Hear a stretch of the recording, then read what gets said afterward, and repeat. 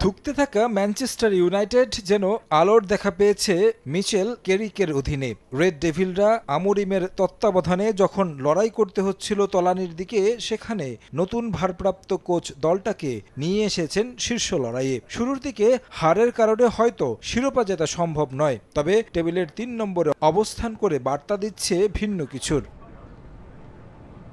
জয়ের ধারা অব্যাহত রাখার মিশনে ম্যানচেস্টার ইউনাইটেড মাঠে নামবে অ্যাস্টন ভিলার বিপক্ষে। ম্যাচটা লিগের হিসেবে কম গুরুত্বপূর্ণ হলেও চ্যাম্পিয়ন্স লিগে সরাসরি খেলার বিচারে বিশেষ দুই দলের জন্য, কারণ সমান পয়েন্ট নিয়ে ৩ ও ৪ নম্বরে অবস্থান ইউনাইটেড ও ভিলার। শীর্ষ ৪-এ থাকলে আগামী মৌসুমে সরাসরি ইউসিএল খেলবে ইউনাইটেড, তাই এই ম্যাচ নিয়ে বেশ সিরিয়াস কেরিক। একই সঙ্গে ছাড় দিতে চাইবে না অ্যাস্টন ভিলার মাস্টারমাইন্ড উনাই এমেরি, তাই লড়াইটা বেশ হাড্ডাহাড্ডি হবে বলাই যায়।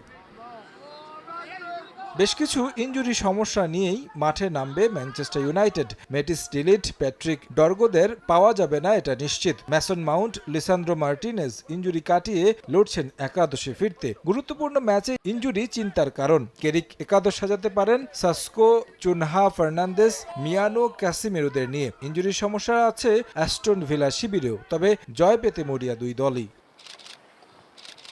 লিভারপুল এই মৌসুমে ছিটকে গেছে শিরোপার রেস থেকে, অবস্থান করছে টেবিলের ৬ নম্বরে। একই অবস্থানে থেকে লিগ শেষ করলে আগামী মৌসুমে দেখা যাবে না চ্যাম্পিয়ন্স লিগে। সরাসরি কিংবা কোয়ালিফাই খেলে ইউসিএল এ যেতে হলে অন্তত থাকতে হবে ৫ নম্বরে। চেলসিকে হটিয়ে পঞ্চম স্থানে ওঠার দারুণ একটা সুযোগ আছে তাদের সামনে। সবশেষ ম্যাচে উলভসের বিপক্ষে হেরেছিল অলরেডরা, তবে মাঝে একটা বিরতি নিয়ে ফিরেছে লিগে। বিশ্রামের পর কোচের প্রত্যাশা ভালো শুরুর। এই ম্যাচে আর্নে স্লট শুরুর একাদশে রাখতে পারেন ফ্লোরিয়ান উইটসকে। তাছাড়া একাদশে থাকতে পারেন মৌসালা, গ্যাকপো, একিতিকে, ভ্যান ডিজেক, রবার্টসনরা। চ্যাম্পিয়ন্স লিগেও সময়টা ভালো যাচ্ছে না অলরেডদের। গ্যালাতাসারের বিপক্ষেও হারতে হয়েছে তাদের, তাই এই ম্যাচ দিয়ে নিশ্চয়ই ছন্দে ফিরতে মরিয়া অলরেডরা। তারেক হাসান শিমুল, সময় সংবাদ।